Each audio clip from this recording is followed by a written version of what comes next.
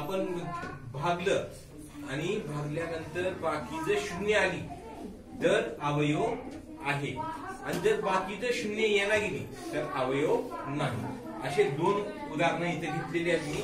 आता मी ते सोडून टाकतो. एक अवयव आहे आणि एक अवयव नाही. आता कोणता आहे कोणतं नाही हे आपण पाहूया. आता याच्यामध्ये एक सुद्धा एक आहे.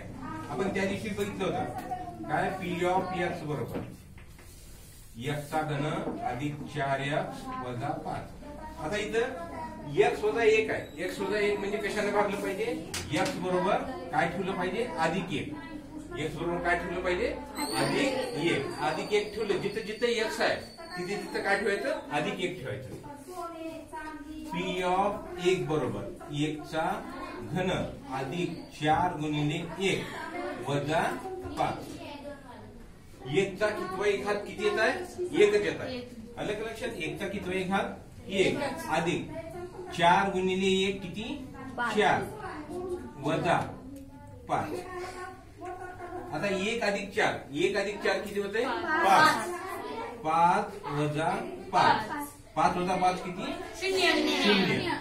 पी ऑफ 1 बरोबर किती झालं, 0. आणि बाकी जर बाकी 0 असेल तर पी ऑफ एक्स, एक्स चा घन अधिक 4x वजा 5 चा x वजा 1 हा अवयव आहे म्हणायचं. मला तर लक्षात किती लिहायचं, पी ऑफ एक्स बरोबर एक्स चा घन अधिक 4x वजा 5 या बहुपदीचा x वजा 1 हा अवयव आहे.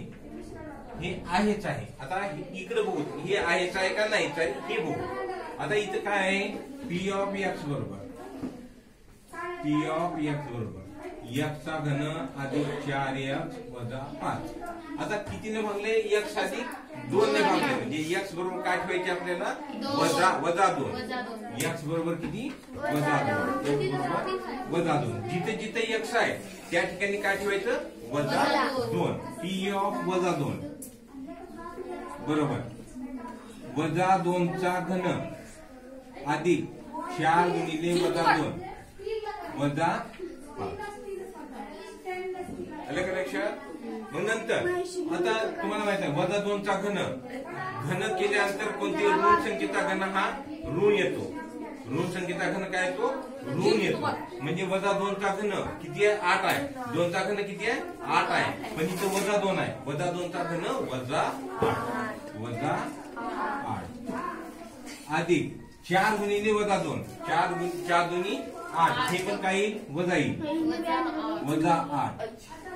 हे किती, वजा 5 वजा 8 वजा 8 वजा 5 किती झाले, 8 आणि 8 16, 16 आणि 5 21. 21 म्हणजे वजा 21 वजा 21. ही आणि बाकी आपल्याला अवयव असण्यासाठी बाकी किती असायला पाहिजे, 0 असायला पाहिजे. पण इथं बाकी 0 आहे का, नाही. बाकी 21 वजा 21 आहे. म्हणजे हा पी ऑफ एक्स चा घन अधिक 4x वजा 5 चा x अधिक 2 हा अवयव नाही.